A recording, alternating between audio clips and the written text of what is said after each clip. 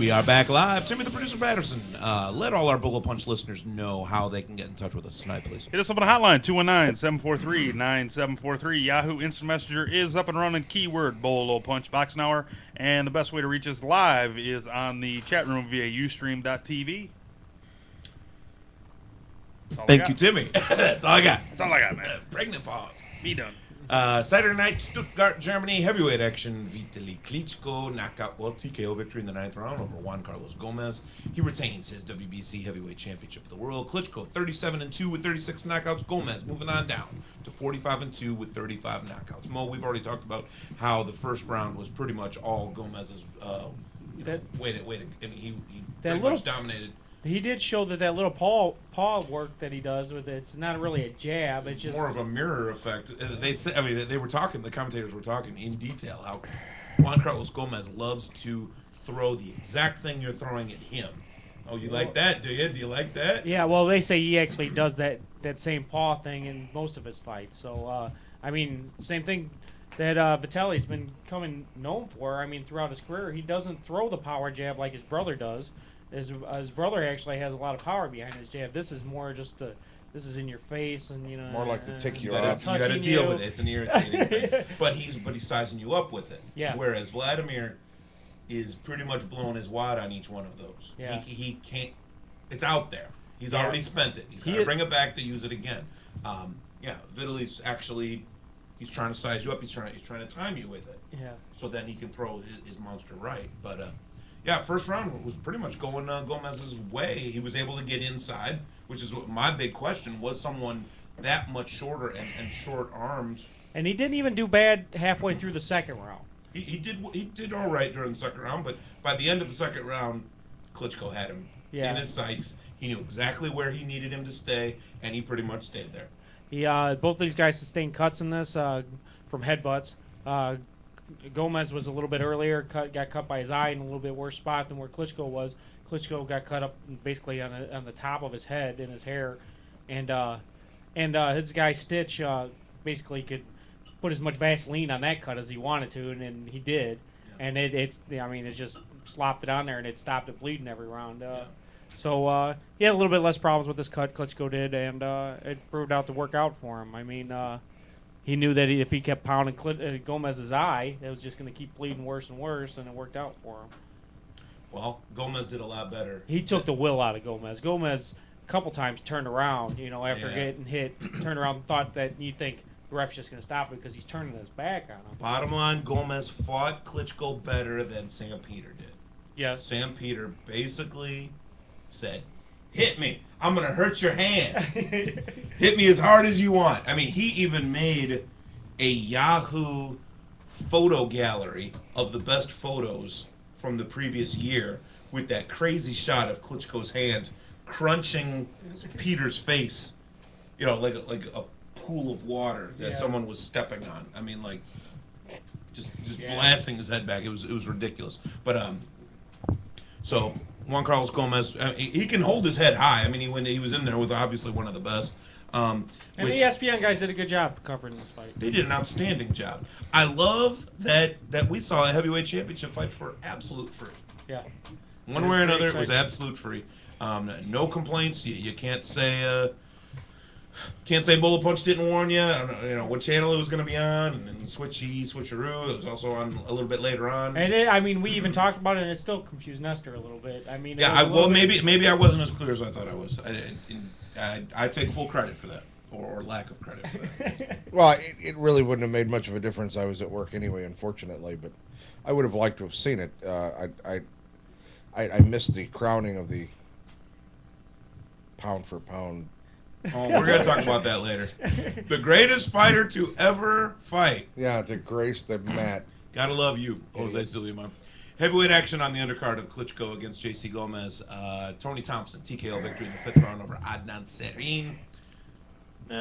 Nothing wrong with Tony Thompson, but he does nothing for me. Yeah, he actually looked pretty good against Vladimir when he fought him. I mean, he didn't look good enough to win that fight, but you would think coming into this one, he showed enough that he should have had no problem here, and he didn't.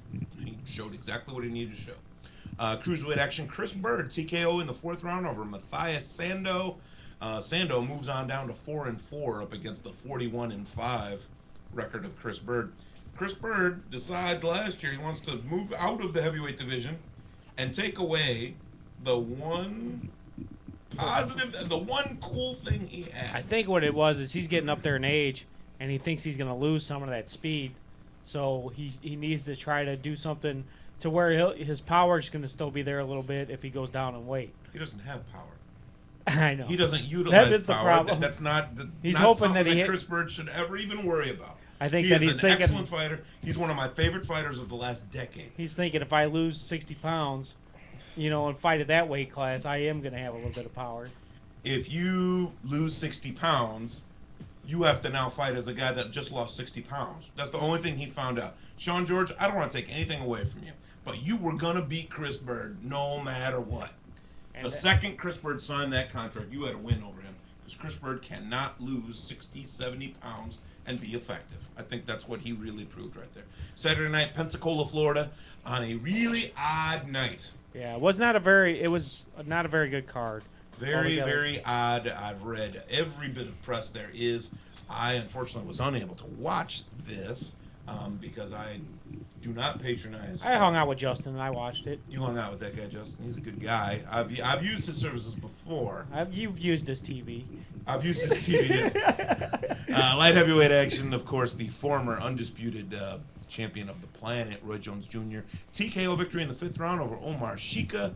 53-5 is Jones. Sheika moving on down to 27-9. Jones looked good in this, but it was an odd stoppage. Omar Sheika was doing nothing really that caused anybody to think that the ref was going to stop it. The ref just stepped in and stopped it. It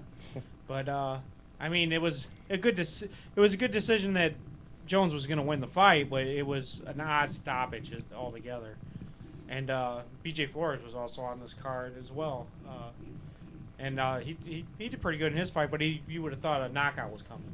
Well, B.J. Flores at cruiser got a 10-round unanimous decision over Jose Luis Herrera.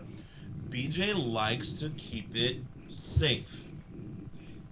Can he take chances? Does he have the skill and the heart to take chances? Absolutely. But we interviewed him like a month ago, and he said, you know what? Why should I?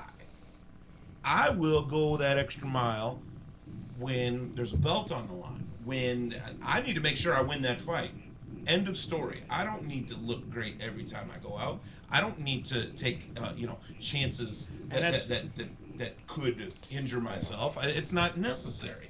And I'm not taking anything against Jose Luis Herrera, but B.J. Flores knew that this was merely a guy he needed full out to get through, to get on to bigger, better things. Yeah, you've got Adamek, you've got Bernard Hopkins, you've got money fights. Even Steve Cunningham is going to get him some money. The bad thing is though, when you watch this, like I watch this with Justin TV, and there it is. And a lot of guys around there were saying this was a boring fight, and that's when you're trying to bring fans over from MMA, you need some excitement. You need, and I thought B.J. Flores was going to bring it. And well, the thing is, B.J. Flores is not Roy Jones. Well, B.J. Flores is not the one saying, well, we need MMA fans. He says, I don't need MMA fans. I'm a boxer. So let me understand this. Quickly you can. Yes. It's okay to kind of cruise, not give 100%, not go out there and fight to fight. Just go out there and fight to make it through. I think what he's saying is don't get sloppy. There's no sense, if the payback is not huge, there's no sense in 2009 to lay your entire career out on a fight with a puncher whose only chance to win is if you leave yourself open and get sloppy. B.J. Flores does not get sloppy. He wins fights. That's what he does. That's what he's there for. We have to take a break, and we'll be right back with a whole lot more Bolo Punch. We'll be right back. It's your Bolo Punch Boxing Hour. Thursday nights. We'll be right back at you.